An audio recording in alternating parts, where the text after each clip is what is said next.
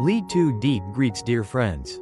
After all the difficulties she has just gone through, today Diep has also started to build her own empire by becoming the CEO of DJ Fram. So how is her journey of building it? Let's find out today. In a quiet morning filled with soft mist, Diep's voice rang gently as she finished hanging the new signboard in front of the small shop she and James had just rented. "I've just finished the sign, Uncle," she said cheerfully, her hands still dusty from the work. It wasn't just a piece of wood with letters, it was the beginning of her dream. The first proof that a poor village girl could rise above her fate and build something of her own. They had rented part of the old mechanic's workshop, promising to separate their area with a partition. The landlord, an old neighbor, smiled kindly. "We're all from the same village.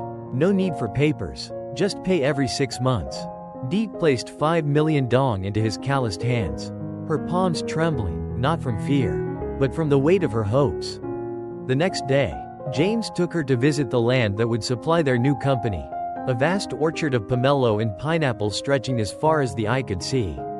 The sunlight danced across the leaves, and the air was filled with the faint fragrance of ripening fruit. "There are about 300 pomelo trees here," James explained, 100 catk, 50 fuck track, and the rest buang pomelos. "We won't sell this harvest, we'll keep it as our company's first official batch." Diep smiled, holding one of the fruits. The juice glistened as James peeled it open. "The peel can even be made into jam or shampoo," he added. "That way, nothing goes to waste." Diep nodded. To her, these trees were not just crops, they were the beginning of something much greater. They moved on to the pineapple field. The pineapples were large, golden, their sweet scent rising under the sun. "These are honey pineapples from the south," James said. "It's not the right season yet, so they're still sour, but by August or September, they'll be perfect." Diep brushed her hand against the leaves, pricked slightly by the sharp edges. She didn't flinch. "I'll take care of them," she said softly, "like I take care of my dream." When James left for a while that evening, Diep stayed behind. She sat outside the small hut, watching the golden light fade behind the hills.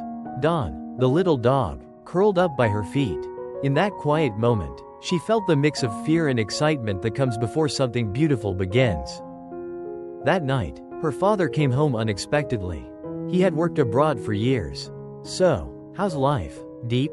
he asked. "Still at your old job?" Diep shook her head. "No, father. James and I are opening our own company.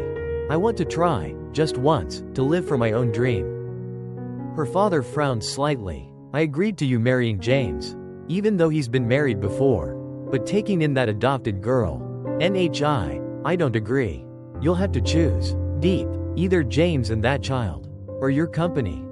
The room fell silent. Diep looked down at her hands, then met his eyes. "Father," she said firmly, "I haven't done anything wrong. Whether or not you approve, I'll still marry him and run my business. I'm not being rebellious, I've just grown up. I know what's right for me." Her father said nothing more. The air felt heavy, but Diep's heart was clear. For the first time, she felt free.